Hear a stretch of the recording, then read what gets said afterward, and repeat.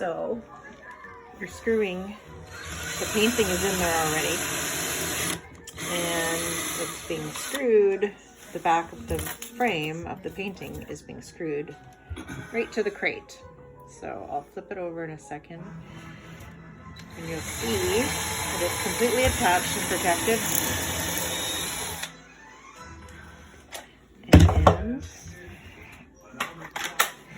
And then when the client gets it, all they have to do is remove the screws with the red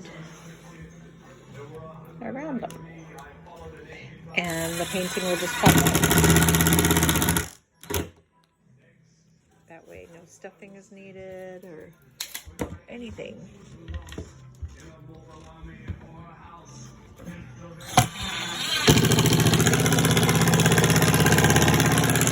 He's not supposed to be using his arm, but he is.